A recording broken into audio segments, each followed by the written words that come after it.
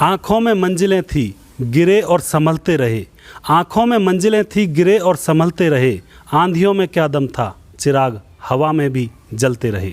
Hi guys, मैं हूं सुदेश कुमार और तिरछी बात चैनल में आपका स्वागत है। साथियों, जैसा कि आपको मालूम है, हम हर रोज़ यहां पर एक नए मुद्दे के साथ आते हैं और आज हम लेकर आए हैं पंचों का इंटरव्यू प्रोग्राम। और पंचों का इंटरव्यू प्रोग्राम में हमारे साथ हैं एडवोकेट अमित भाई साहब जी हैं, जो ककराली गांव के सरपंच हैं, और उनके साथ हैं मनोज मर्रोली से, यानी कि जो मर्रोली गांव से आए हैं, और उनके साथ एक भाई और हैं, वो अपने आप बताएंगे। परविंदर ककराली से। परविंदर भाई हैं, ककराली से हैं। तो अभी इनका इंट्रोडक्शन करते हैं सभी से वन बाय वन। सबसे पहले अमित भाई साहब जी। नमस्कार जी। राम राम जी। राम राम जी। और हमारे साथ मास्टर जी भी हैं, वो थोड़ा इधर हैं। राम राम। और मेरी तरफ से भी सभी भाइयों को हाथ जोड़कर तहे दिल से राम राम। तो साथियों, हम यहाँ पे मुद्दे के ऊपर चर्चा करते हैं, और जो हमारे साथ अमित भाई साहब हैं, इनसे हम यहाँ पे चर्चा करेंगे इनके कामों के बारे में, इनका जो टाइम पीरियड रहा है, यानी कि कार्यकाल रहा है सरपंची के पद पर, उसके बारे में हम यहाँ पे चर्चा करेंगे कि क्या किया है, क्या नहीं किया है, और आपके वो सारे सवालों के हम यहाँ पे जवाब लेने का प्रयास करेंगे। और साथियों, हमारे पास जो सवाल होते हैं वो आप ही लोगों के होते हैं, आप ही से हम पूछकर इन चीज़ों को तैयार करते हैं, आप ही इन सारी चीज़ों को पूछना चाहते हो अपने कैंडिडेट से, और आप ही को इन सारे प्रश्नों के उत्तर चाहिए होते हैं। तो चलिए प्रोग्राम को स्टार्ट करते हैं। सबसे पहले अमित भाई साहब, मैं आपसे वही प्रश्न करूंगा जो नॉर्मली मैं सबसे करता आया हूं। आपकी क्वालिफ़िकेशन क्या है? क्वालिफ़िकेशन के बारे में लोगों को अवगत कराएं। मेरी क्वालिफ़िकेशन, मैं BA LLB, और मैं पलवल कोर्ट में एडवोकेट का कार्य करता हूं। अच्छा। और गांव के वालों की जो भी मदद बन पाती है मेरे से, उसमें मैं हमेशा तत्पर रहता हूँ। हमेशा तत्पर रहते हैं। तो साथियों, जो आपके कैंडिडेट हैं, गांव ककराली के जो सरपंच हैं अमित भाई साहब हैं, जो एडवोकेट भी हैं, यानी कि वकील भी हैं, और पढ़ाई भी अच्छी की हुई है, यानी कि जो आपका नेतृत्व कर रहे हैं वो एक अच्छे पढ़े लिखे और योग्य सरपंच हैं, और आगे उम्मीदवार भी बनेंगे। अगला प्रश्न मैं आपसे करना चाहूँगा, आप राजनीति में क्यों आए थे? ऐसा क्या लगा आपको जो राजनीति में आए आप? हमारा राजनीति में आने का उद्देश्य एक रहा है। हमारा जो परिवार है वो शुरू से ही गरीब आदमियों की अपनी किसी जो उन पे मदद हम पे बन पाई है, उनकी शुरू से ही करते आए हैं। हमारे दादा पिताजी, उनको देख के ही हमको भी लगा कि भाई किसी के साथ गलत ना हो और हम उन लोगों की कुछ मदद कर सकें, इसलिए हम राजनीति में आए। अच्छा, तो यानी कि लोगों की मदद करने के लिए आप राजनीति के अंदर आए, लोगों की आप तहे दिल से मदद करना चाहते हो। बहुत ही अच्छी बात है। तो साथियों, मदद करने के लिए आप लोगों के लिए राजनीति में यहाँ पे आए हैं। अगला प्रश्न मैं आपसे करना चाहूँगा, कहीं आप राजनीति में अपनी जेब भरने तो नहीं आए हो? क्योंकि देखिए, पैसे की जो भूख होती है वो कभी मिटती नहीं है किसी की भी, तो हो सकता है आप जेब भरने के लिए राजनीति में आए हो, कहीं ऐसा तो नहीं है? ऐसा बिल्कुल भी नहीं है। हमारा बहुत छोटा परिवार है, मेरे 2 बच्चे हैं, और मैं भी अपना एडवोकेट का काम करता हूँ, ज़मींदार भी हैं। अच्छा। तो हमें जेब भरने से और उससे तो मतलब ही नहीं है। अच्छा। तो जेब भरने का यहाँ पे कोई कॉलम ही नहीं है, यानी कि आपको गुजारा करने के लिए आपके पास पहले ही व्यवसाय है, संसाधन पहले से ही है। तो साथियों, जेब भरने का यहाँ पे कोई मैटर ऐसा नहीं है कि आप लोग ये समझें कि जेब भरने के लिए आए हैं। पहले से ही पर्याप्त संसाधन हैं अपनी आजीविका कमाने के लिए अमित भाई के पास। अगला प्रश्न मैं आपसे करना चाहूँगा कि अगर आप दोबारा से इलेक्शन में खड़े होते हो, सरपंची के इलेक्शन में ककराली गाँव में दोबारा से खड़े होते हो, तो लोग आपको वोट क्यों दें? ऐसी क्या खूबी है आपके अंदर? हमारा जो ये पिछले 5 साल का जो कार्यकाल है, इसमें लोगों ने हम पे विश्वास जताया था पहले भी, और हम उनके विश्वास पे खरा उतरे हैं। अच्छा। हमने बहुत सारे काम करे हैं, मैं बताऊंगा तो उसको विस्तार से बताऊंगा आपको। लेकिन जो अब हमारे बचे हुए काम हैं, उनको करने के लिए हमें अभी और समय की ज़रूरत है, उसके लिए हम लोगों से अनुरोध करते हैं कि वोट दें। तो साथियों, अमित भाई का कहना है कि बहुत सारे काम वो करवा चुके हैं और बहुत सारे काम अभी बाकी हैं, तो उन बाकी कामों को करने के लिए ये चाहते हैं कि आप इनको वोट दें। तो ये चाहते हैं कि आप इनको वोट दें और इनको विजयी बनाएं, जिससे कि ये बाकी कामों को कर पाएँ। अगला प्रश्न मैं आपसे करना चाहूँगा, BPL कार्ड बन रहे हैं गाँव में, और BPL कार्ड में क्या होता है, कई बार धांधलेबाजी होती है। मतलब जिसका बनना चाहिए उसका नहीं बनता है और जिसका नहीं बनना चाहिए उसका बन जाता है। तो आपके गांव में भी बीपीएल कार्ड बन रहे होंगे, तो उसमें आपने कोई योगदान दिया, किस तरह से आपने बनवाया? पहली बात तो ये है कि अब सरकार ने जो बीपीएल का कार्य है वो सरपंच से बिल्कुल अलग कर दिया है। अच्छा। क्योंकि सरपंच पहले ऐसा करते थे, जो उनके अपने होते थे उनकी मदद ज़्यादा कर देते थे, उनसे जिनकी असली बनने थे बीपीएल उनके ना बन के और एक सही आदमी जो जिस पे सारी चीज़ हैं, सुविधाएं हैं, उनको बीपीएल का लाभ मिलता था। उनको बीपीएल का लाभ मिलता, लेकिन अब ऐसा है कि पहले तो सरकार सर्वे कराती है, उसमें गवर्नमेंट टीचर सर्वे करते हैं, सरपंच का तो यही रोल होता है उसमें कि भाई ये हकीकत में ही गरीब हैं, इसको सहायता मिलनी चाहिए सरकार से। तो उन लोगों की हमने आज भी कही है कि भाई इनको बनना चाहिए। सही बात है, यानी कि उनको भी बनना चाहिए जिनको ज़रूरत है। तो कुछ लोग आरोप ये भी लगाते हैं कई बार कि सरपंच की मर्जी होगी कि जिन लोगों के नहीं बनने चाहिए थे उनके बन जाएं बीपीएल कार्ड। क्या ऐसा भी कोई कॉलम है आपके गाँव में? नहीं है, ऐसा कोई कॉलम नहीं है। अच्छा, ऐसा कोई वो नहीं है आरोप, बहुत ही अच्छी बात है। तो अमित भाई साहब जी, आपके गांव में मतलब मच्छरदानी भी बांटी गई होंगी, क्योंकि बारिश का मौसम है और मच्छर होने के ज़्यादा चांस होते हैं, तो मलेरिया डेंगू की बीमारी फैलने के होते हैं, तो उसमें आपका क्या योगदान रहा? हमारे गांव में जितने भी परिवार हैं, जितने भी वयस्क आदमी हैं, उन सभी को मच्छरदानी वितरित की गई हैं। अच्छा।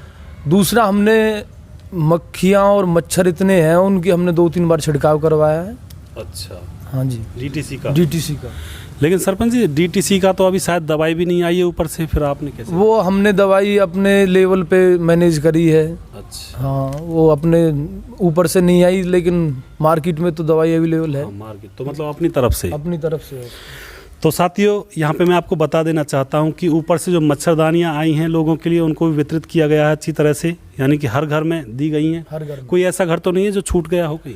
ऐसा कोई भी घर नहीं है। अच्छा। हाँ जी, सबको मिली है।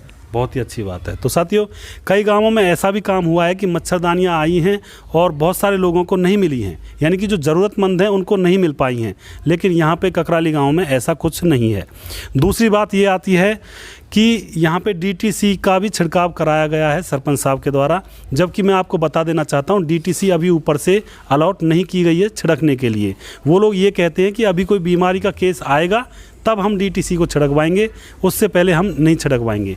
तो किसी भी गांव में अभी ऐसा छिड़काव नहीं हुआ है, जबकि अमित सरपंच ने अपने गांव ककराली में डीटीसी का भी छिड़काव करवा दिया है, और ये बहुत ही अच्छी बात है। इसका मतलब क्या है? इसका मतलब सीधा सा ये है कि ये अपनी जनता से बहुत ही ज़्यादा प्यार करते हैं और ये चाहते हैं कि कोई बीमारी आपके गाँव में ना फैले। तो इन सारी चीज़ों का ये ध्यान रखने वाले हैं यहाँ पे। तो इन सारी चीज़ों का ध्यान रखना इनका लाजमी भी है और हमें नज़र भी आ रहा है।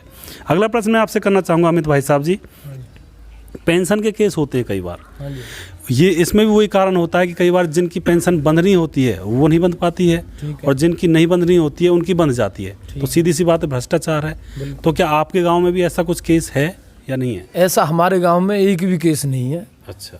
हाँ जी।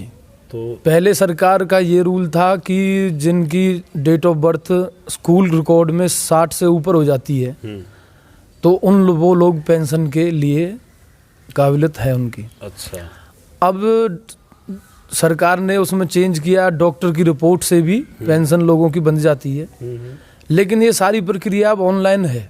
अच्छा। इसमें ना सरपंच का कोई रोल रहता है। हाँ। ऑनलाइन CSC वाले जो हैं वो करते हैं इनको। अच्छा। और बाकी डॉक्टर की रिपोर्ट मेडिकल जो अपना हॉस्पिटल है उससे। अच्छा। और सरकार इनको पेंशन वो देती है। सही बात, बहुत ही अच्छी बात है। एज कितनी सर? हाँ, जो पेंशन वृद्धा पेंशन है जी, उसमें स्त्री की और पुरुष की जो एज दोनों की सेम है? दोनों की सेम है, 60 साल। अच्छा, कि बोल रहे कि एक बार की 58 एज नहीं, है? ऐसा नहीं, दोनों की 60 साल। अच्छा। और जैसे कि कोई वृद्ध है, अनपढ़ है, उसका जो स्कूल के हिसाब से बड़ा लड़का 40 साल का होना चाहिए, कि वो भी उसकी कंडीशन नहीं है, तो फिर मतलब वो अपने पेंशन कैसे बनवाए? वो मेडिकल ऑफिसर जो हमारे बैठे हैं हॉस्पिटल में, वो उनके उसको देख के, उनके शारीरिक उसको देख के उसकी पेंशन की उसकी जो एज है उसको वेरीफाई करेंगे, तब वो लोग पेंशन ले सकते हैं। अच्छा। जिसके पास किसी भी तरह का कोई कागजी प्रूफ नहीं है, ना उनका बड़ा जो बेटा हो बेटी हो वो 40 साल की है, तो उसके लिए वो डॉक्टर ही उसको वेरीफाई करेंगे कि ये 60 का है या नहीं है, उसके भी आप पे उसकी पेंशन बंधेगी। और दूसरा ये है कि जैसे कि हमारे गांव में भी कई लोग मुझसे मिले हैं कि हम 60 के लगभग हैं, हाँ जी, थोड़ा बहुत कसर होगा ऊपर नीचे, ठीक है। लेकिन उनकी पेंशन नहीं बनी है। लेकिन जो 60 के, वो 50 की भी नहीं है अभी असलियत में, और वो पेंशन ले रहे हैं। ऐसा कहीं आपके गांव में तो नहीं है जी? ऐसा हमारे गांव में नहीं है बिल्कुल भी। और ये चीज़ें आज से लगभग बीजेपी सरकार में तो ऐसा हुआ नहीं है। बाकी पहले का किसने क्या कर रखा है वो आप भी अवगत हो और हमें भी पता उस चीज़ से। और सिफारिश के लिए किसी के पास जाना पड़ता है या डायरेक्ट CSC के पास चले जाएं जी पेंशन के लिए? पेंशन के लिए अगर आपके कागज़ पूरे हैं तो किसी की सिफारिश की, और इसमें सिफारिश है भी नहीं, अब सारा काम ऑनलाइन है। कंप्यूटर उठाएगा ही उसको जिसकी एज और डॉक्यूमेंट कंप्लीट होंगे, अदरवाइज उसको रिजेक्ट कर देगा वो। डॉक्टर लिखेगा। हाँ, डॉक्टर लिखेगा कि 60 साल का हो चुका है। ठीक है। और उसके बाद मतलब ये जैसे कि बीच में धांधलेबाजी होती है कि मैं 4,000 रुपये दो, 5,000 रुपये दो, 6,000 दो, मतलब मैं बनवाऊंगा, ये करूँगा, वो करूँगा। ऐसे लोगों के लिए आप क्या कहना चाहते हो? वो लोग जो हैं उनका अपना धंधा बना लिया उन्होंने। हाँ जी। और हमारे जो ये बेचारे अनपढ़ हैं उन लोगों को ये बरगला के अपना पैसे कमा रहे हैं, अदरवाइज उनके हाथ में कुछ नहीं है। अच्छा। अगर सरकार ने इतनी पारदर्शिता कर दी है उस चीज़ में कि रिश्वत वाली तो कोई बात ही नहीं है। अगर आपकी सुनवाई नहीं हो रही है तो DC साहब से बात करो। ठीक है। पेंशन के लिए कोई ऐसी पैसे देने की किसी को ज़रूरत नहीं है। और हमने काफ़ी सारे पेंशन के जो फॉर्म है वो CSC के माध्यम से हमने जमा करवाए। हमने आज तक एक भी पैसा नहीं दिया किसी को।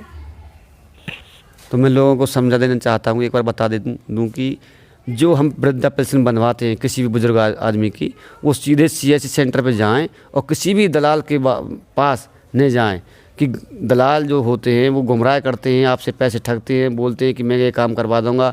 अगर आपके पास डॉक्यूमेंट सारे पूरे हैं, आपकी एज पूरी है, तो कहीं किसी भी सिफारिश में जाने की ज़रूरत नहीं है। आप सीधे CSC सेंटर जाइए और अपनी वृद्धा पेंशन बनवाइए।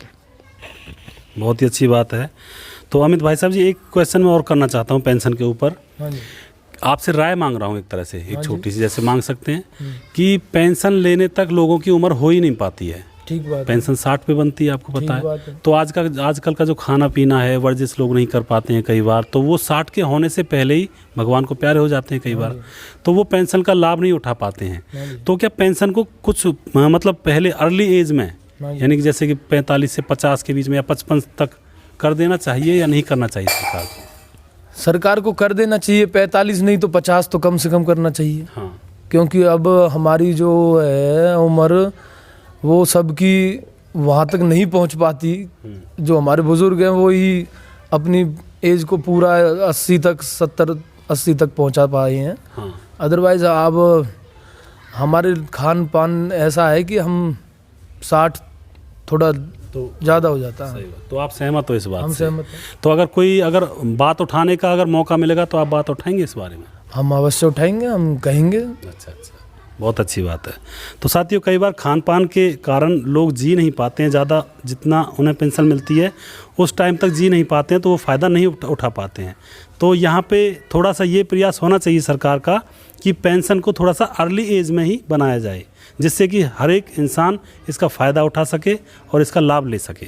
अगला प्रश्न मैं आपसे करना चाहूँगा, कोरोना की परिस्थिति बहुत गंभीर है आजकल, फैली हुई है, तो इसमें आपने गांव के लिए कोई सैनिटाइज़र वगैरह करवाया, कुछ सैनिटाइज गांव को? कोरोना की जब ये बीमारी फैली थी, प्रधानमंत्री के आदेश पे हमने लॉकडाउन का पूरा पालन किया। अच्छा। और मेरे पूरे गांववासी, मैं उनका धन्यवाद करता हूं कि उन्होंने एक कहने पर ही पूरा अपना लॉकडाउन में ना किसी से आना नहीं जाना। अच्छा। गांव के जो दुकानदार हैं वो बड़े अपना सामान जो था उसको सैनिटाइज करने के बाद देते थे। बाकी हमने गांव में कम से कम 8-10 बार सैनिटाइज पूरे गांव का अच्छा करवाया। और आज तक कोरोना का हमारे पूरे गांव में एक भी मरीज़ है नहीं। अच्छा। ना कोई पॉजिटिव मिला है अभी तक। और मास्क, सैनिटाइज़र, ये सारी चीज़ें हमने अवेलेबल कराई। अच्छा।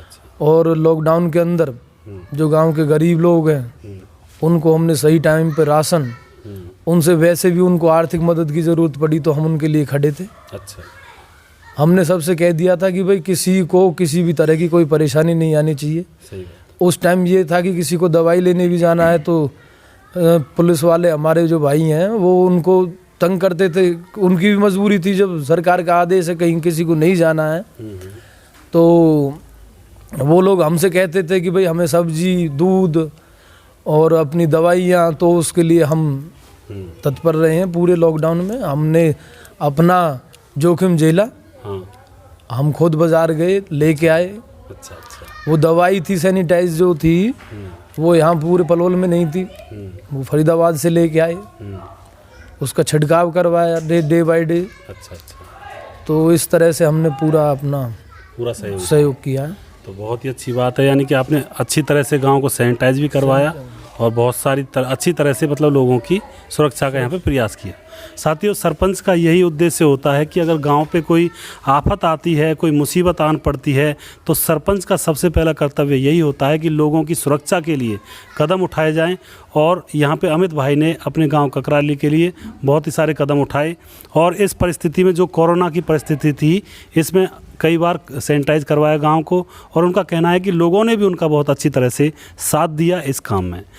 तो अगला प्रश्न मैं आपसे करना चाहूँगा, बहुत ही इम्पोर्टेंट है। सुनने में आया है आपके यहाँ SC कास्ट के जो प्लॉट हैं वो अलॉट हो गए हैं, लेकिन वहाँ पर अभी तक घर नहीं बन पाए हैं, क्या कारण है? जो कांग्रेस के टाइम में सरकार ने SC प्लॉट दिए थे 100 गज के, उनका एक कारण रहा है कि जहाँ पे वे प्लॉट आवंटित किए गए वहाँ गांव से थोड़ी दूरी है और ना अभी वहाँ पे बिजली है, ना पानी है, रास्ते भी नहीं है। अच्छा अच्छा। और हमारा मेन मोटिव यही है, गांव के तो सारे काम हमने ज़्यादातर कर दिए, अब हमने उधर मिट्टी से जो रास्ते हैं उनका भर्त कराया है। अच्छा अच्छा। और बिजली के लिए भी हमने बोल रखा है। अच्छा जी। लेकिन बिजली जब मिलती है जब लोग बाग घर बना लेते हैं।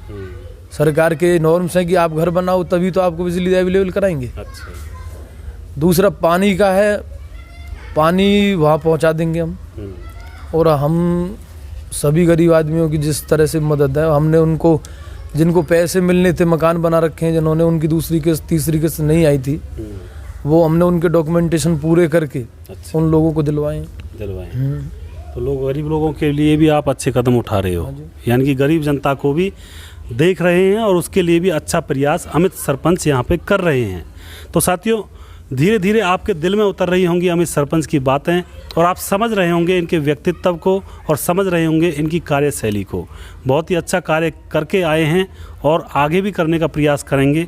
अगला प्रश्न मैं मनोज भाई से पूछना चाहता हूँ। मनोज भाई, आप अमित के राजनीतिक कार्यों के बारे में क्या कहना चाहोगे? अमित भाई हैं हमारे ककराली गांव से, जैसा भी, चलो हमारे तो दोस्त हैं, इसलिए आप ये सोचोगे कि दोस्त हैं खुद के संग गए हैं तो बड़ाई करेंगे, ऐसा कुछ नहीं है। अमित भाई ने बहुत काम किए अपने गांव में, और जैसे आस पड़ोस के गाँव से भी सुनने को मिला है, बल्कि हम अपने गांव की बताता हूँ, हमारे गांव में इतने सरपंच ने इनके बराबर आधे काम भी नहीं किए हैं। अच्छा। जितने मररौली गाँव में हुए हैं उनसे दुगने काम इन्होंने अपने गाँव में करा रखे हैं। अच्छा। जबकि हमारे गांव में इनके गांव में बहुत अंतर है, और फिर भी इन्होंने अपने और आस पड़ोस के गांव में, मतलब ऐसे अभी तक कोई ऐसा गांव ऐसा सुनने को नहीं मिला आस पड़ोस में जो ये बोल दें कि अमित भाई ने हमारे गांव से कम काम किया है। कम काम किया, यानी कि हाँ, बहुत अच्छा काम किया है। बहुत ही अच्छा। ये नहीं कि मेरे दोस्त हैं या मैं उनके साथ आया हूँ, ऐसा कुछ नहीं है, बल्कि आप किसी से भी, आप आस पड़ोस में किसी से भी पूछ सकते हैं। अच्छा अच्छा। हाँ। और ये सुनने में ये भी आया था मनोज भाई साहब जी कि ज़्यादातर लोग ये एक तरह से कहावत कहते हैं कि ककराली के सरपंच के जैसा हमें भी सरपंच चाहिए। क्या ये सच है? हाँ, बिल्कुल सच है। अच्छा जी, बिल्कुल। तो बहुत ही अच्छी बात है और बहुत ही हमारे भाग्य हैं जो हमारे साथ अमित भाई साहब जी यहाँ पे हैं, ककराली गांव के सरपंच। अगला प्रश्न मैं अमित भाई साहब आपसे पूछना चाहूँगा, लाइट की जो समस्या होती है गांव में कई बार, और बिजली डिम भी आती है, ज़्यादातर गांव में आती है, और लाइट भी बहुत कम आती है, डिम आती है और ऊपर से कम आती है। तो उसके बारे में आपने अपने गांव में कोई प्रयास किया लाइट के बारे में? लाइट के बारे में हमारे गांव में, हमारा छोटा ही गांव है। अच्छा। तो ये समस्या पहले आई थी। अच्छा जी। हमने एक नया ट्रांसफार्मर अच्छा। बिजली विभाग की तरफ से लगवा दिया, जिससे कि हमारा जो लोड है वो 3 जगह डिवाइड हो गया और सभी लोगों को अब फुल लाइट मिलती है। अच्छा अच्छा। और ना ही इतनी परेशानी होती, क्योंकि जब कम थे ये ट्रांसफार्मर तो लोड ज़्यादा होने के कारण फ्यूज़ और कई बार ट्रांसफार्मर भी ख़राब हो जाते थे, फूक जाते थे। लेकिन जब हम आए थे, हमने बनने के तुरंत 3 महीने बाद अच्छा। वो ट्रांसफार्मर रखवाया। कुछ लोगों ने, जो गांव के बेकार राजनीतिक लोग होते हैं, उन लोगों ने उसकी शिकायत भी की थी। अच्छा, ट्रांसफार्मर रखवाने। हाँ जी। अच्छा। कि भाई जब 2 ट्रांसफार्मर का गांव में लोड है तो तीसरे की क्या आवश्यकता। अच्छा। लेकिन वो लोग इस बात को तो कह दिया, हमने बिजली विभाग को लिख के दिया कि लोड तो चलो इतना है, वो डॉक्यूमेंटली लोड है। सही बात। हमारे गांव के जो मीटर है वो काफ़ी साल पुराने हैं, सभी जगह लोड चलता है आधी किलोवाट का। बिल्कुल। और अब घरों में उपकरण इतने हो गए हैं, बढ़ता जा रहा है। किसी भी घर को आप लगा लो, अगर 1 किलोवाट से कम का किसी के घर में लोड ही नहीं है, उससे ज़्यादा ही बैठेगा।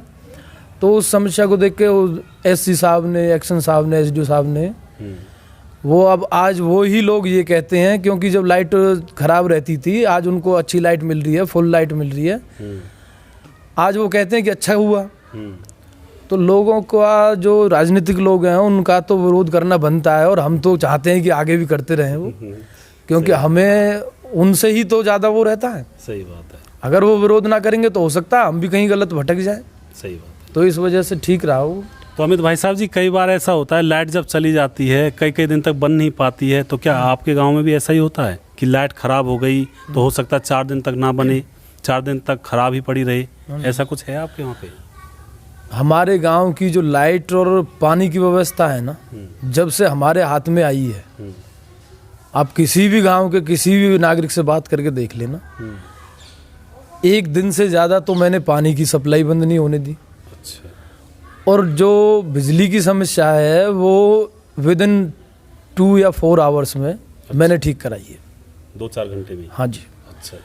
वो बिजली बोर्ड का मेरे साथ सहयोग लगा लो या मेरा व्यवहार लगा लो, वो लोग एक कहने पर वो मेरे काम को कर जाते हैं। यानी कि लोगों को बिजली की परेशानी बिल्कुल भी नहीं है। बहुत ही अच्छी बात है। आप कुछ पूछना चाहोगे? सर, आपके गांव में जो बिजली आती है वो ये तो नहीं है कि कितने घंटे आती है, पहले तो ये बताइए जी। हमारे गांव में बिजली शेड्यूल बना हुआ है, वो अप्रोक्स ऐसा है 16 घंटे बिजली आती है। 16 घंटे? हाँ जी। और 16 घंटे का जैसे कि लगातार तो नहीं आती होगी? नहीं, बीच में गैप होगा? ठीक है जी। और मैं ये पूछना चाहता हूँ, डिम तो नहीं आती है सर? बिल्कुल भी डिम नहीं आती। पूरा जितना वोल्टेज चाहिए 240 होता है, वो 220 वो पूरा रहता है। अच्छा। हमारे गांव में वोल्टेज की ज़रूरत नहीं है किसी को फ्रीज वगैरह पे लगाने की। तो धन्यवाद भाई साहब। लेकिन मैं अपने गांव वालों को बता देना चाहता हूं कि ककराली वाले भाई साहब, सरपंच साहब हमारे साथ हैं, अमित जी, इनके गांव में एक भी लंगर नहीं होगा मेरे विचार से। नहीं। जो तार डालते हैं नहीं। तो हमारे गांव में जगह जगह कोने कोने पर तार हैं, जिनकी वजह से ट्रांसफार्मर पर ज़्यादा लोड आता है, और कहते हैं कि बिल इतना आ रहा है, ये हो रहा है कि चोरी खुद करते हैं, दोष सरकार को देते हैं। पहली बात तो ये गलती है सरकार लोगों की। और दूसरी बात एक गलती और है कि हम मीटर लगा रखा है घर में और काम कर रहे हैं नहरे में भी। मीटर ले रखा है हमने, मतलब ये कि 1 किलोवाट का, और वजन उठा रहे हैं 4 किलोवाट तक, क्योंकि सबमर्सिबल, अपनों मोटर, बहुत सारे उपकरण हैं, आपने बताया फ्रिज, कूलर, वॉशिंग मशीन। तो ये मतलब ये कि लोगों की सोच है कि मतलब ये कि हमारा बिल इतना आएगा, वहाँ जो कागज लेके फिर जो केवल लंगर ला रही। तो लोगों ने अपनी तरफ भी देखना चाहिए। दिखा सरकार कोई दोष मत दो, जो आप लंगर डाल रहे हो ये इसका लोड, आप तो तार डाल रहे हो, जिस भाई का मीटर है उस पर तो इसका प्रेशर जाएगा, वो भी तो हमारे साथ हैं। तो इनके बारे में बताइए थोड़ा सा। ये जो लंगर और ये चीज़ें हमारे वहाँ हमने ख़त्म करा रखी हैं बिल्कुल भी, क्योंकि हमारे जो वायर हैं वो रबड़ चढ़े हुए हैं। अच्छा जी। तो लंगर लगाने का तो मतलब ही नहीं है। और सरकार जब इतनी सुविधा दे रही है तो हमारे जो गांव के लोग हैं वो भी इस बात से खुश हैं कि जितना हम यूज़ कर रहे हैं उसके हिसाब से हम पे भी कर रहे हैं। तो उसी लिए उनको ठीक बिजली मिल रही है। जहाँ पे लंगर वगैरह हैं डिम बिजली का कोई चार्ज वहाँ नहीं वो कोई मतलब ही नहीं है। तो डिम बिजली जब ही आएगी जब हम पे एक कैपेसिटी तो होगी हमारे 50 किलो वजन उठाने की, और हम उठाएं 60 किलो और 70 किलो तो उठ ही नहीं सकता, इसलिए ट्रांसफार्मर फ्यूज होते हैं और जो हमारी बिजली है वो डिम आती है। बहुत ही अच्छी बात। साथियों, अमित सरपंच ने अपने गांव ककराली में बिजली की समस्या को पूर्ण रूप से निपटाया हुआ है। इनका कहना है कि अगर बिजली नहीं भी आती है या फिर डिम आती है तो ये खुद जाते हैं बिजली बोर्ड में, और इनका ये भी कहना है कि शायद हो सकता है मेरी जानकारी के कारण वो लोग तुरंत ही उठे चले आते हैं, और अगर कोई ट्रांसफार्मर ख़राब होता है तो उसको रखवाते हैं, और कोई भी कैसी भी दिक्कत आती है तो वो तुरंत ही एक्शन लेते हैं। तो यह भी एक बहुत अच्छी बात है। कई बार ये कहा जाता है कि सरपंच ऐसा चुनिए जिसकी मंत्री, नेता लोग, विधायक सब माने, बल्कि ऐसा मत चुनिए जिसकी कोई चपरासी भी ना माने। तो यहाँ पे ये भी एक प्लस पॉइंट है। तो जिस सरपंच की सब लोग मानते हैं तो उस सरपंच का काम, उस सरपंच के गांव का काम कभी रुकता नहीं है। तो यहाँ पे ये आपको देखने को भी मिल रहा होगा। और अगला प्रश्न हम परविंदर से करना चाहते हैं, जो ककराली गांव से हैं और अमित सरपंच के गांव से ही बिलोंग करते हैं। तो परविंदर जी, आपको इनकी सरपंची कैसी लगी? सब सीधा सा सवाल यही है, यानी कि कोई खामियां नज़र आई या फिर कुछ अच्छा लगा, किस तरह से आपको लगा? नमस्कार जी। हमारे गांव में मतलब कि जो सरपंच बना है पहली बार, ये अमित सरपंच ही सबसे बढ़िया सरपंच बना है, जिन्होंने सारे काम अच्छे किए हैं। अच्छा। और हम चाहेंगे कि अगली बार भी यही सरपंच बने। यही बन के आए। हाँ। यानी कि आपको इनके सारे काम अच्छे लगते हैं। और आपको इनको स्वभाव कैसा लगता है? कहीं ऐसा तो नहीं है कोई काम करवाने के लिए आता हो और उसे धमका देते हो या फिर कोई और बात हो? नहीं, ऐसा कुछ भी नहीं है। सारे काम अच्छे किए हैं और कोई ऐसा काम गलत, मतलब 1% भी गांव में गलत नहीं है ये। अच्छा, सारे काम अच्छे ही किए हैं। अच्छा, बहुत ही अच्छी बात है। साथियों, जनता का भी ये कहना है कि बहुत अच्छे काम करते हैं अमित सरपंच। अगला प्रश्न मैं आपसे पूछना चाहूँगा अमित जी, स्कूलों के लिए आपने क्या कार्य किए? स्कूल जो होता है गांव का वो अब सरपंच के उसमें नहीं है। अच्छा। उसकी रिकमेंडेशन जो गवर्नमेंट टीचर हैं वो भेजते हैं और वो सरकार डायरेक्ट ही अपने काम कराती है। हमारे गांव का जो स्कूल है उसकी जो 4 दीवारी थी, हमसे पहले हर सरपंच ने वो 4-4, 5-5 फुट बनाई। अच्छा। कागज़ों में। अच्छा। लेकिन ग्राउंड पे उस पर एक नई ईंट नहीं लगाई। और हमने वो पहले एस्टीमेट उसका 2012 में भेजा हुआ था किसी ने, जो टीचर हैं, वो फिर हमारे टाइम में आया, वो फिर कम था, वो बढ़वा के हमने वो 8 फुट बनाई है। और आप उसके फ़ोटो में दिखाता हूँ आपको, आप देखना उधर चल के। अच्छा। काफ़ी ऊंची हाइट पे, अच्छे मसाले में और अच्छी गुणवत्ता के हिसाब से बनवाई है। अच्छा। तो साथियों, आपको स्क्रीन पर स्कूल की फ़ोटो भी नज़र आ रही होगी, आप देख सकते हैं। अगला प्रश्न मैं आपसे करना चाहूँगा, रास्तों के लिए आपने कुछ काम किए? हमारे गांव के जितने भी रास्ते ख़राब थे उनके भी आप फ़ोटो लेना, पहले भी हैं हमारे पास और अब जब जाके देखोगे। हाँ। वो रास्ते ऐसे थे कि आदमी पैदल निकलना भी उसका दुर्भर था। और आप देखना, अब मैं ज़्यादा तो नहीं कहता आपसे, वहाँ अगर अंधेरा भी हो ना तो आपके पैर कीचड़ में नहीं जाएंगे, इतने साफ है। अच्छा। हाँ जी। यानी कि रास्तों को भी आपने अच्छी तरह से बनाया हुआ है।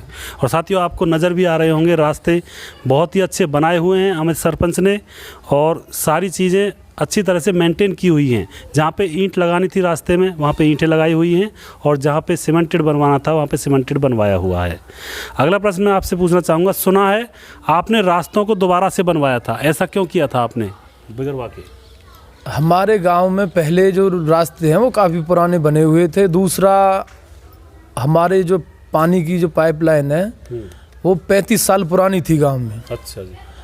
वो बड़े बड़े पेड़ों की जो जड़ें हैं उसके अंदर घुसी हुई थी, पानी पूरे गांव में नहीं पहुंचता था।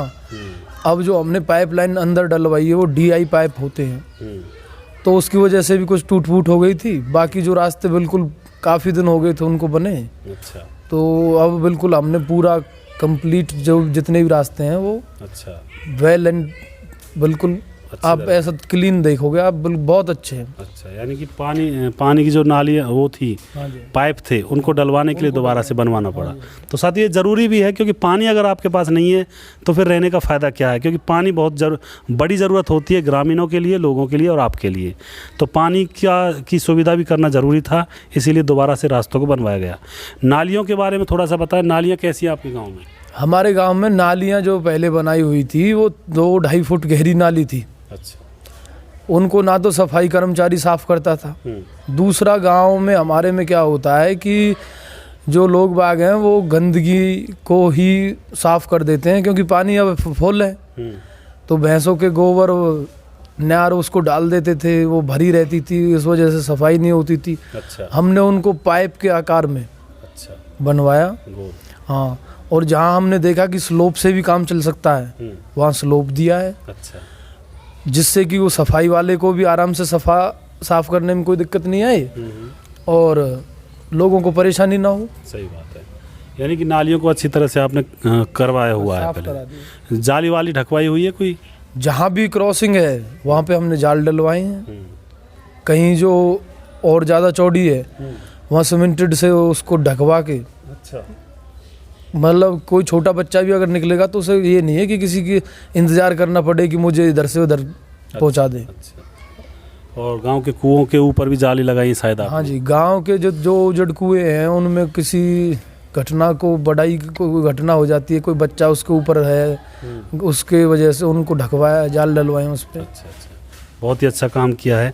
अगला प्रश्न मैं आपसे करना चाहूँगा कि गांव की शोभा क्या होती है? गांव की शोभा होती है गांव की फिरकी, क्योंकि बाहर का कोई भी इंसान आपके गांव में जाएगा तो सबसे पहले फिरकी से उसका इंटरफेयर होगा, फिरकी को देखेगा। तो फिरकी अगर आपके गांव की या हमारे गांव की किसी भी गांव की साफ़ होगी या उसकी सड़क बनी हुई होगी या फिर वहाँ पे पेड़ पौधे होंगे तो वो बहुत ही अच्छा समझेगा उस गांव को कि इस गांव का सरपंच या पंच बहुत ही अच्छे हैं और गांव की साफ़ सफाई का ध्यान रखते हैं और तरक्की पर है गांव। अगर आपने गांव के अंदर कितनी भी तरक्की कर रखी है लेकिन गांव की फिरकी अगर ख़राब है तो बाहर का आदमी तो यही कहेगा कि यहाँ का पंच सरपंच इस गांव की तरफ ध्यान नहीं देता है। तो आपके गांव में फिरकियों की क्या दशा है? हमारे गांव की फिरकी जो पहले टूटी पड़ी थी, जिस पे ना कोई ईंटें थी ना कुछ था, हमने वो भी अच्छी तरह से बनवाई है। लेकिन गांव के कुछ चुनिंदा लोग, उन लोगों ने उसकी ईंटें उखाड़ के और अपने घर के ऊपर ऊंचाई करके और वो रास्ते में वो पानी छोड़ रखा है। अच्छा अच्छा। पूरी फिरकी में आप जाओगे पूरे गांव की आपको साफ मिलेगी। खाली 2 जगह ऐसी हैं। अच्छा। वो लोग खुद तो गंदे हैं ही, अच्छा। हमारा गांव क्या उनको पूरा इलाका जानता है। उन लोगों ने ख़राब कर रखी है। अदरवाइज हमने बहुत ही वेल डेकोरेट फिरनी है हमारी, आप देखना जाके पेड़। अच्छा। और रास्ते में कहीं कोई कैसी भी रुकावट ही नहीं है, पेड़ वेड़ लगवा रखा, बहुत अच्छी तरह से। बहुत ही अच्छी बात है। तो साथियों फिरकी ज़रूरी होती है गांव के लिए, क्योंकि वहाँ पे हमारे गांव को इंट्रोड्यूस किया जाता है दूसरे गांव वालों के सामने, यानी कि दूसरे गांव वाले हमारे गांव की फिरकी को देखकर, फिरकी के रास्ते को देखकर ही ये अनुमान लगाते हैं कि ये गांव तरक्की पर है या फिर गड्ढे में है। तो यहाँ पे अमित भाई साहब ने फिरकियों को अच्छी तरह से साफ़ किया हुआ है, मेंटेन किया हुआ है, पेड़ वगैरह भी लगाए हुए हैं। अगला प्रश्न मैं आपसे करना चाहूँगा, चौपालों के लिए, गांव में चौपालें होती हैं, बुजुर्ग लोग बैठते हैं, तो चौपालों के लिए आपने कुछ प्रयास किया है या नहीं किया है? हमारे गांव में 2 चौपाल ऐसी थी। अच्छा। एक तो बिल्कुल खंडरी बनी पड़ी थी। अच्छा। और वो पिछले योजना में हमारे मंत्री जी हैं करण दलाल, उन्होंने उसके लिए काफ़ी पैसा अलॉट किया, लेकिन वो बन नहीं पाई थी। और आज आप देखना चल के, अभी मैं दिखाता हूँ आपको। अच्छा। चौपाल की क्या हालत बना दी। और आज उसको देखना कितना अच्छा उसमें मन लगता है, लाइट से। और अपना फर्श कोटा पत्थर है, उसमें ग्रिल है, गेट है, सही बात, बहुत अच्छी बनी हुई है, बहुत ही अच्छी, बहुत सब चौपालें, अब कोई ऐसी दिक्कत नहीं है। तो साथियों चौपाल हमारे पंचों का स्थान होती है, जहाँ पर हमारे पंच सरपंच बैठकर अपने फैसले लेते हैं और गांव की भलाई के लिए सभाएं जोड़ते हैं। तो गांव के लिए चौपाल भी बहुत ज़रूरी होती हैं, चौपालों का निरूपण भी करना बहुत ज़रूरी होता है। तो यहाँ पे अमित सरपंच ने चौपालों को भी अच्छी तरह से बनाया हुआ है। अगला प्रश्न मैं करना चाहूँगा जो कि मेन है और ज़रूरी भी है, साफ़ सफाई के बारे में आपको पूछना चाहूँगा। हमने एक फ़ोटो देखी थी फेसबुक पर, और मैं उन लोगों से भी कहना चाहूँगा, उनके लिए भी उनके सवाल का जवाब है ये, कि उन्होंने कुछ गंदगी के जो रास्ते हैं उनके फ़ोटो खींच के और फेसबुक पे डाले हुए थे कि अमित सरपंच देखिए ये क्या गंदगी फैली हुई है गांव में। तो क्या गंदगी फैली हुई है या किस तरह से आप इसके बारे में बताना चाहोगे? वो मैं आपको बता दूं कि वो गंदगी भी उन्हीं की है। अच्छा। वो लोग जो है, हमने वो नाली बनाई, हमने उन लोगों से कहा था कि ये काफ़ी गहरी नाली है भाई, तुम अपने जो घर के पाइप है थोड़ा ऊपर कर लो इनको।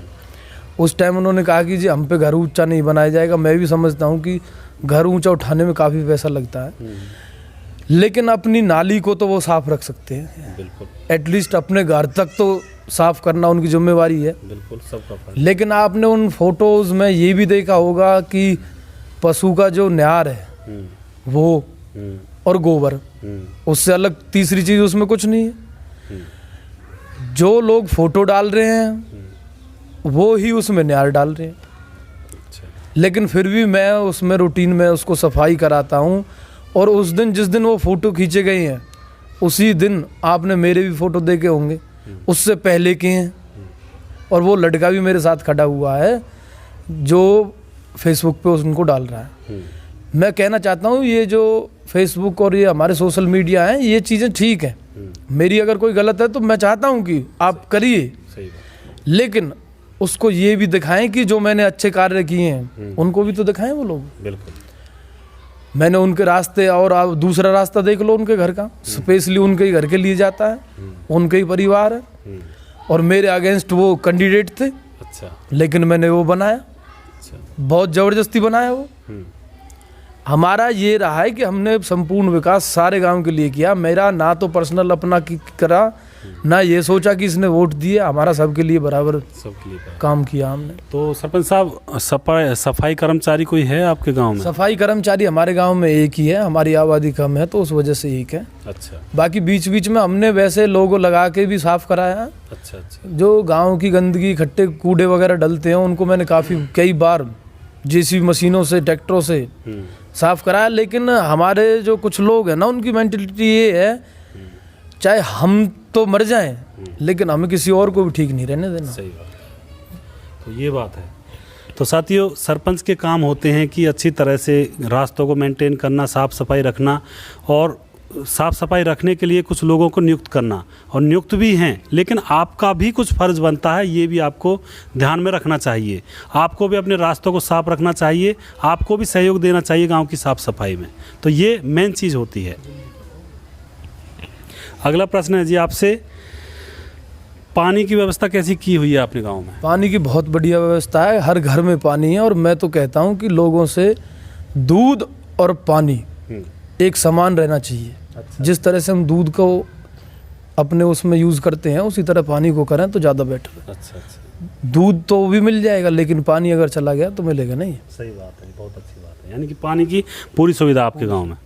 और पेंशन के बारे में बताएं थोड़ा सा। पेंशन सरकार अब जो पेंशनधारी हैं उनके खाते में डालती है। अच्छा। मैंने एक बैंक का जो बीसी है उसको गांव में परमिशन दे रखी है कि सभी के घर घर, जो बुजुर्ग हैं उनके घर, ज़्यादा बुजुर्ग हैं उनके घर जाके देना। जो आ सकते हैं वो कहीं भी एक जगह उनको सुनिश्चित कर देते हैं, भाई यहाँ बैठ के आप बांट लो। सही बात है। अगला प्रश्न मैं आपसे करना चाहूँगा, सुना है आपने पूरे गांव में सीसीटीवी कैमरे लगवाए हुए हैं, तो क्या उनका कोई फ़ायदा आपको मिला या फिर कोई फ़ायदा है इनको लगवाने का? सीसीटीवी कैमरे का हमें बहुत फ़ायदा मिला है। गांव में जो चोरी चकारी और हमारे जो गांव होते हैं उनमें वो टोना टोटका वाले हैं, लेडीज़ रोज़ाना उनके झगड़े होते थे। अच्छा। कि भाई हमारे घर के यहाँ ये कर गया वो कर गया, वो जब से लगे हैं एक भी ऐसा कोई काम नहीं हुआ है। अच्छा। अच्छा। क्योंकि उनको डर रहता है। दूसरा ये है कि कुछ लोग कहते हैं कि भाई कई बार चोरी हुई है। भाई चोरी जाओ हुई है वो हुई है गांव से बाहर, किसी का घर बाहर है तो भाई कैमरा वहाँ तक तो नहीं पहुँचेगा। कैमरा हर जगह अवेलेबल थोड़ी हो सकता है। गांव का जो अंदर है बाहर है उसमें सारी जगह कैमरे कवरेज करते हैं। आपको मतलब बहुत फ़ायदे हुए हैं उसके? बहुत फ़ायदा है। बहुत ही अच्छी बात है। तो मनोज भाई साहब जी, आप दोनों की दोस्ती कैसे हुई? हमारी दोस्ती बहुत पुरानी है। 6-7 साल पहले मतलब कॉलेज में पढ़ते थे, तो भाई साहब तो पढ़ते नहीं थे तो फिर भी जाते थे तो रास्ते में मिलते थे, तो वैसे ही दोस्ती। और फिर हमारे गांव में रिश्तेदारी भी है भाई साहब की। रिश्तेदारी भी है, तो इस तरह से आपकी दोस्ती है। हाँ। बहुत ही अच्छी बात है। अगला प्रश्न मैं आपसे करना चाहूँगा अमित भाई साहब जी, लॉकडाउन में क्या आपने जनता को सहयोग किया किसी प्रकार का? लॉकडाउन में मैंने जनता का जितना मुझसे हो सकता है उससे ज़्यादा ही किया है। अच्छा जी। जो सरकार की तरफ से सहयोग दिया गया वो सरकार गांव में किया। सरकार ने राशन बंटवाया। अच्छा जी। जो बीपीएल परिवार है उनको तेल, चीनी और अपना अनाज, अच्छा, यानी कि वो सारी चीज़ें अवेलेबल हैं। और जब से हमें हर महीने राशन वितरित करवाया है। अच्छा जी। पहले देखते थे डिपो होल्डर जो थे वो 6-6 महीने में, अच्छा, साल में 3 बार ऐसे राशन बंटता था। अब हर महीने राशन बंटता है। सही बात है। तो सरपंच साहब, अपोजिट जो लोग होते हैं गांव में, सबके ही होते हैं, उनके प्रति रवैया आपका कैसा है? थोड़ा सा मेरा उनके प्रति रवैया बिल्कुल सही रहा है। मेरा ये है उनसे, अगर उनको भी कोई दिक्कत है वो मुझे आके बताएं। सही बात है। अगर उनको कोई मेरा काम करना गलत लगता है तो मुझे बताएं, या कोई मेरे से कहे कि मैंने ये कहा और मैंने नहीं किया हो। सही बात है। वो सोशल मीडिया से या किसी के कहने से जो भी काम की कहते हैं मैं करता हूँ। हमने बनने के बाद ये नहीं सोचा कि ये मेरा एंटी है या कैसा रहा है। अच्छा, हम सबके लिए बराबर। तो सबके लिए बराबर हो। बिल्कुल। तो बहुत ही अच्छी बात है, यानी कि आप सबको समान समझते हो, किसी ने आपको वोट दी हो या ना दी हो, आपके लिए सब समान है। बहुत ही अच्छी बात है। अगला प्रश्न है मनोज भाई साहब से। मनोज भाई साहब जी, एक प्रश्न है आपसे कि ज़्यादातर नौजवान जो बच्चे हैं ये हुक्के पीने में ज़्यादा इंटरेस्ट दिखा रहे हैं आजकल। चौपालों पे देखोगे आप, चौराहों पे देखोगे हुक्का रख लेते हैं और बल हुक्का पीने लगते हैं, तो इसमें ज़्यादा इंटरेस्ट दिखा रहे हैं। तो इसके बारे में आप कुछ कहना चाहोगे? हाँ, बिल्कुल कहना चाहेंगे जी इसके बारे में। आजकल छोटे छोटे बच्चे 14 साल या 15 साल की एज है उसकी, और हुक्का मतलब गुट बना लेते हैं और अपनी टीम के साथ में हुक्का गुट उड़ाते हैं, और उससे ये बोलते हैं कि ये नशा नहीं है, ये तो हमारे पंचों की देन है। अब ऐसे ही 2-3 लड़के थे छोटे छोटे, तो मैं उनसे पूछ रहा था, भाई ये अभी से क्यों हुक्का पी रहे हो, अभी तो पढ़ने की उम्र है। वो बोल रहे हैं कि ये पंचों की देन है। मैं कहूँ तेरे पिताजी पीते? बोल नहीं। बोल तेरा बड़ा भाई पीता है? बोल बिल्कुल भी नहीं। फिर तू पंच है या क्या है? बोल नहीं, मैं तो अपनी मतलब वो नहीं पीते तो मुझे तो अपनी सामान नहीं है। मैं तू अभी से ही समारे को, और वो इतने बड़े हो गए ना, मतलब फिर तो उनकी कोई पूछ ही ना गाँव में। फिर मतलब, और फिर उसकी बोलने की मतलब नहीं, तो आजकल छोटे बच्चों में ना तो ये पता कि छोटा बड़ा बड़ों से कैसे बोलते हैं या कैसे मतलब कैसे व्यवहार करते हैं। सही बात है। उनमें कोई बोलने का तरीका नहीं है, क्योंकि अब फिर ऐसी बात चलने लगी तो मैंने फिर उससे मतलब ज़्यादा बहस नहीं की। फ़ायदा क्या है? अब फिर अगर मान लो बच्चे जब उनको बोलने की तमीज़ ही नहीं है तो स्कूल में पढ़ाई का क्या मतलब है? क्यों अपने माता पिता के पैसे को बर्बाद कर रहे हैं? जब स्कूल में इससे अच्छा तो मतलब संस्कार सिखाए जाएं बच्चों को। पढ़ाई में तो कुछ भी नहीं, क्योंकि वो पढ़ेंगे कहाँ से, वो नशा कर रहे हैं तो पढ़ाई में भी इतने वो सक्सेस नहीं होंगे, और बोलने की उसमें तमीज़ ही नहीं।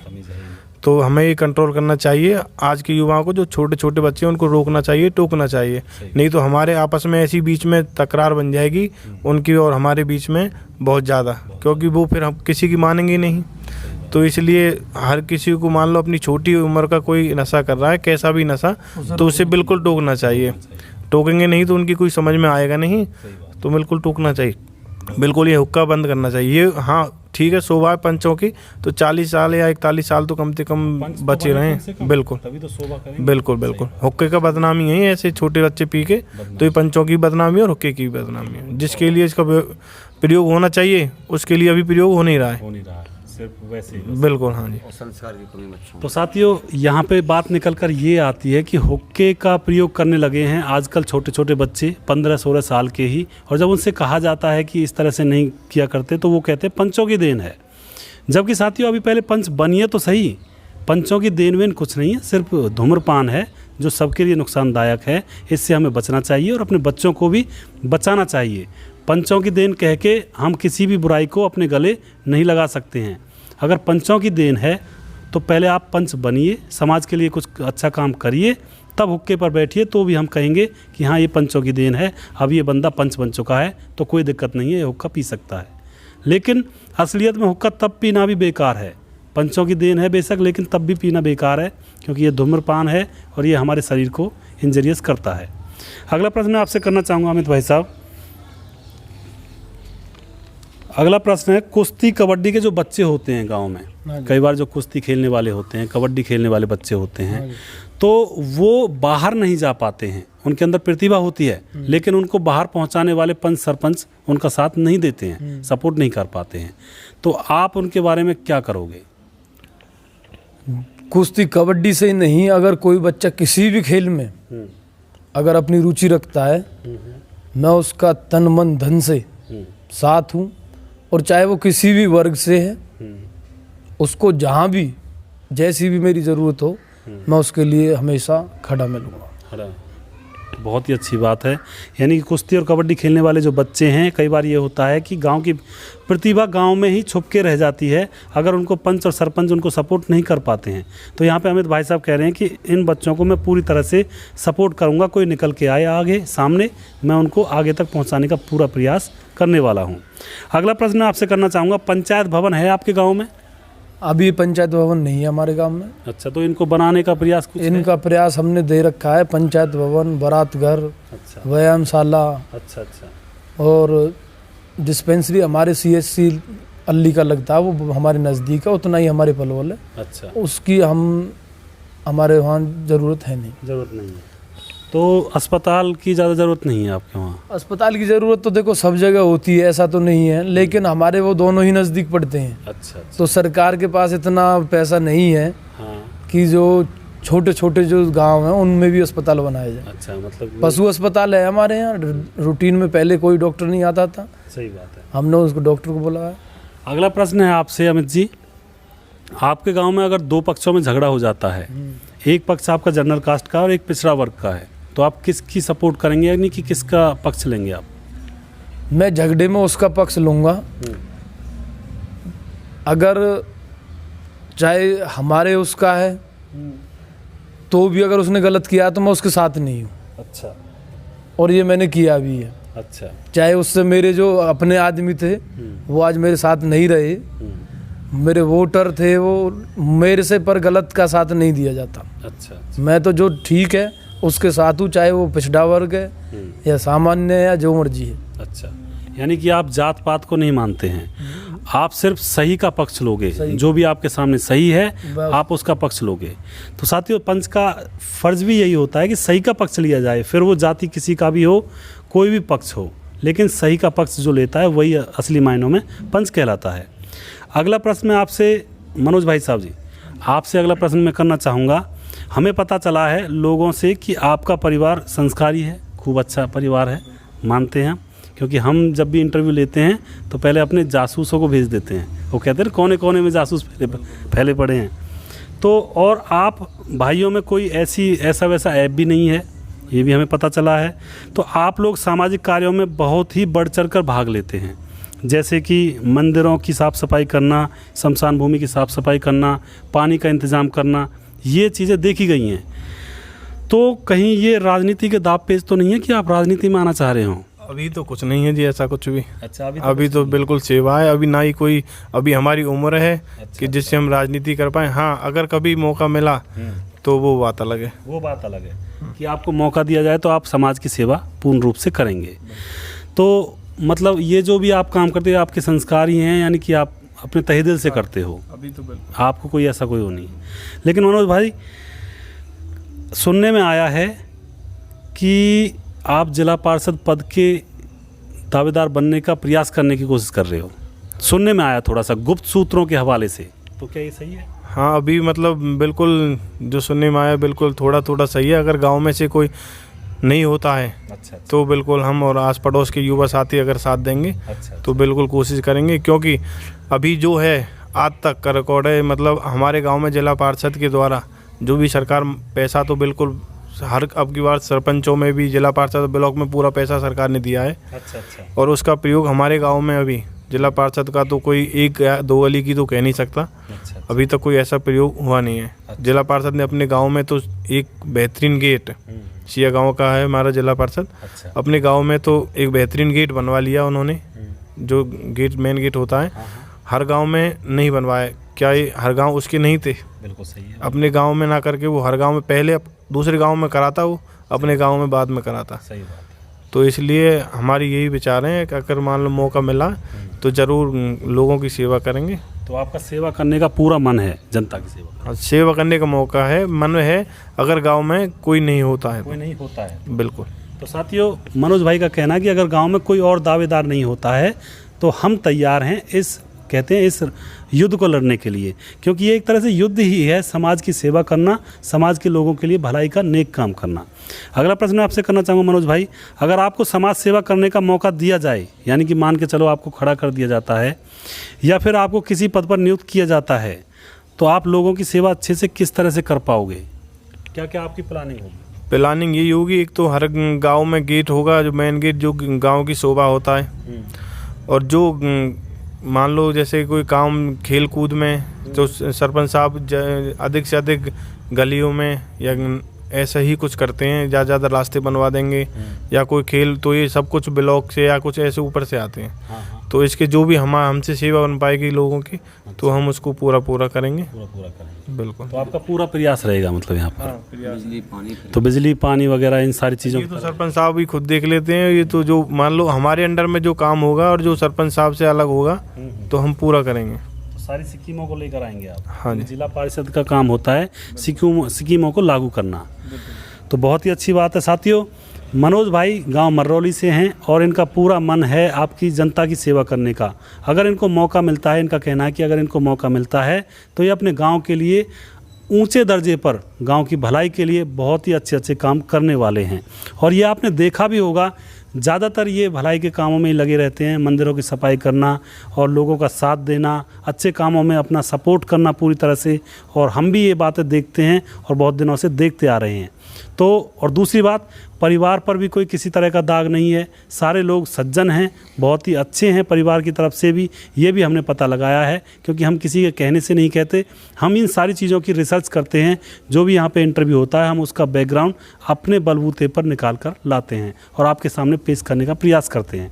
क्योंकि अगर हम कैंडिडेट से ही पूछेंगे तो वो तो अच्छा ही बताएगा आपको। तो मैं चाहता हूँ मनोज भाई को भी आप आगे लाएँ, इनका प्रयास भी देखें एक बार। इनको आप अगर मौका देते हो तो ये भी शायद अपनी ओर से पूरी तरह से जनता की सेवा करने का यहाँ पे प्रयास करने वाले हैं। सेवा फिर भी चलेगी अगर राजनीति से नहीं होके, सेवा तो हरदम जब भी चालू रहेगी। बिल्कुल, राजनीति में नहीं हो पाता। बिल्कुल। तो ये भी बहुत अच्छा डिसीजन है साथियों। देखिए, अगर आप राजनीति में इनको नहीं लाते हो तो भी ये समाज की सेवा करेंगे। कई बार क्या होता है कि कुछ जो कैंडिडेट होते हैं वो तभी सेवा करते हैं जब उनको कोई मतलब होता है राजनीति से, या फिर कोई अपना कोई मतलब होता है। लेकिन यहाँ पे इनका ये कहना है कि अगर राजनीति में भी अगर लोग इनको नहीं लाते हैं और नहीं कर पाते हैं आगे, तो भी ये समाज की सेवा करेंगे उसी तरह से जिस तरह से अब तक इनका मन है समाज की सेवा करने का। तो मैं तो आपसे यही कहना चाहूँगा कि मनोज भाई को आप राजनीति में लाएँ, एक बार इनकी भी देखें कि ये किस तरह से आप लोगों की सेवा कर पाते हैं। तो अगला प्रश्न मैं आपसे करना चाहूँगा अमित भाई साहब जी, अंत में आप लोगों को, जो आपकी प्यारी जनता है, उनको आप क्या संदेश देना चाहोगे? मैं तो अपने जो गांव वाले हैं उनसे हाथ जोड़ कर यही विनती है कि मेरे से जितना बन पाया या मैंने जितना गांव वालों से कहा था उससे ज़्यादा मैंने काम किया, और आगे अगर मेरा साथ दिया तो हो सकता है मैं उससे ज़्यादा कर। सही बात है। और हर किसी की मदद के लिए मैं जैसे पहले था ऐसा आज हूँ और आगे उससे भी ज़्यादा कोशिश करूँगा। सही बात है। यानी कि जनता से आप ये रिक्वेस्ट करेंगे कि आगे हमें प्रयास करें आगे बढ़ाने का। तो साथियों, एक बात मैं अपनी तरफ से भी बता देना चाहता हूँ। जैसे ही हमने इधर उधर से पता लगाया तो ज़्यादातर लोग ये कहते हैं कि ककराली के सरपंच के जैसा हमें सरपंच चाहिए। कोई भी गांव का सरपंच है जो इनके आसपास के जो गांव हैं, तो वो लोग ज़्यादातर यही कहते हैं कि हमें जो सरपंच चाहिए वो ककराली के सरपंच यानी कि अमित के जैसा सरपंच चाहिए। तो इस बात में कुछ राज छुपे हुए हैं और वो आप भी जानते हैं। क्यों लोग कहते हैं, क्या कारण है इस तरह की बातें करने का? तो इस तरह की बातें करने का सिर्फ यही कारण है कि ये जो सरपंच हैं आपके सामने, अमित सरपंच हैं, ये अपने काम को पूर्ण रूप से तहे दिल से जनता के सामने करते हैं और जनता के जितने भी काम बिगड़े हुए हैं उनको बनाने का पूर्ण रूप से प्रयास करते हैं। तभी लोग इन्हें चाहने लगे हैं, आसपास के गांव वाले भी। तो साथियों, मैं उम्मीद करता हूँ आपको ये छोटा सा तो नहीं है, बड़ा सा प्रोग्राम है, आपको पसंद आया होगा। और नेक्स्ट जो पंचों का इंटरव्यू प्रोग्राम हम लेकर आएंगे, वो आएंगे हम एक नए पंच के साथ। तब तक आप अपना ख्याल रखिए, खुश रहिए। जय श्री लाल दास बाबा, धन्यवाद, राम राम।